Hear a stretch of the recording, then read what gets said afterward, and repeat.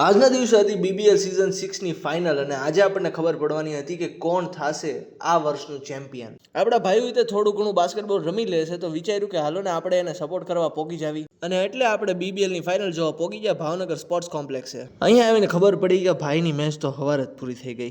એ લોકો આવ્યા છે ત્રીજા નંબર ઉપર. અહીંયાનું વાતાવરણ જોઈને તો એવું લાગતું હતું અરે ભાઈ ભાવનગરમાં આવું થાય છે અને એ તે 6 સિઝન થી. અત્યારે બધા ગ્રુપની વારાફરતી ફાઇનલ મેચ શરૂ થઈ ગઈ છે. એક ગ્રુપની ફાઇનલ મેચ પૂરી થાય એટલે તરત જ તે બીજા ગ્રુપની ફાઇનલ મેચ શરૂ. મેચને સાઈડ ઉપર રાખીને અત્યારે આપણને આપણો ભાઈ દેખાઈ ગયો. થોડીક મહેનત કરી નાખી તો ડોબા જેવો અત્યારે ફાઇનલમાં હોત. અને આજે તો ભાવનગરના યુવરાજ તે ફાઇનલ જોવા આવ્યા હતા આપણી જેમ. અને જ્યારે ભાઈ બે ટીમો એકબીજાને કોમ્પિટિશન આપતી હોય એટલે જોવાવાળાને મજા તો આવવાની જ છે. ટાઈમ ઓછો હતો ને કોઈ કહી પણ ન શકે કે કોણ જીતશે ને કોણ હારશે.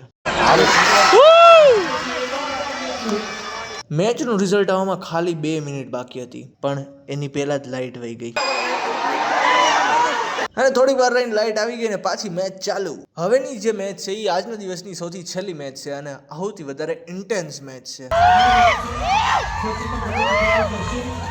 આખી ટુર્નામેન્ટ હાટું જેટલું ક્રાઉડ એક્ટિવ નહોતું ને એટલું તો આ એક મેચ હાટું હતું. હવે મને એ કહી દો તમે કે કોણ કોણ ભાવનગરની BBL જોવા આવ્યા હતા.